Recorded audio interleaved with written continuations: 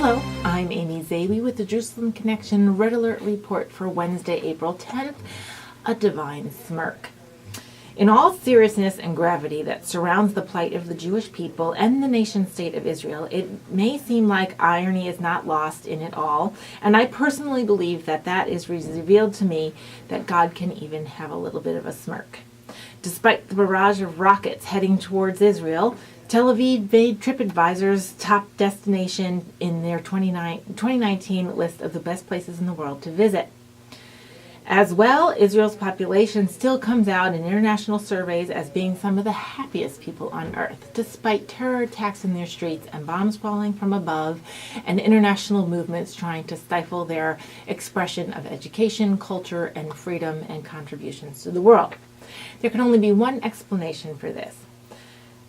The Israeli people, or better yet, the Jewish culture, have a underlying tenet of optimism and outreach, and I believe that is based in a faith given by God.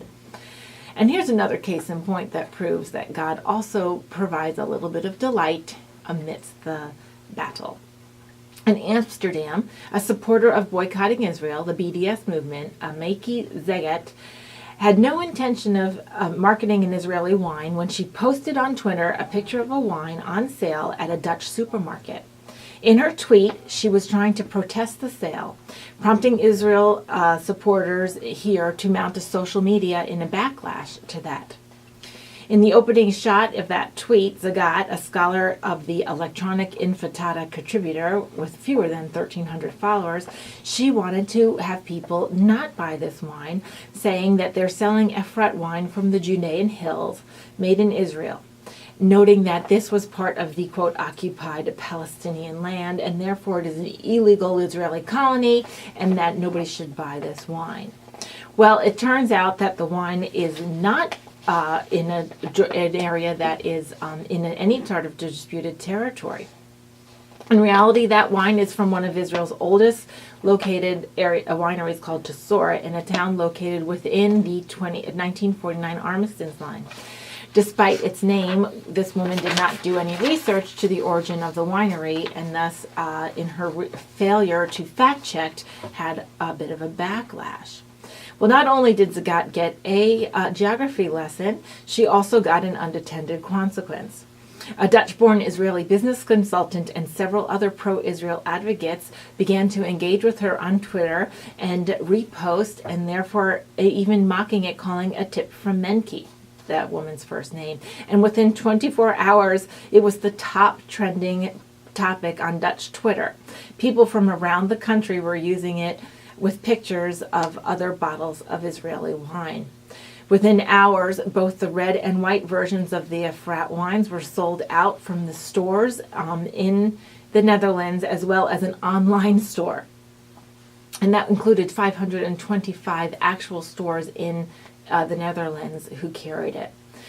So the social media campaign actually backfired and had the unintended consequence of highlighting a contribution to the Israelis have to the world in their winemaking, and noting that so many Dutch people and other surrounding areas actually felt a kindred spirit to support Israel against this unfair targeting.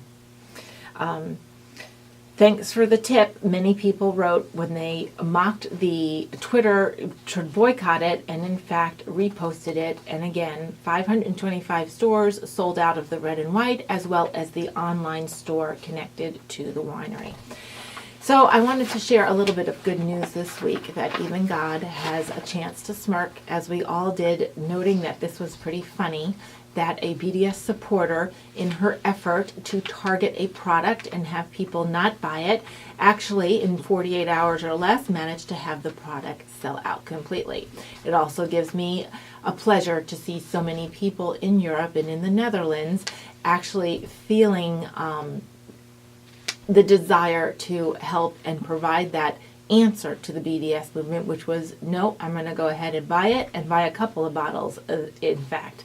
And that's exactly what happened. So bravo to the Dutch people and to the Dutch Twitter that was the conduit for that little event. And Shavua Tov, have a great week.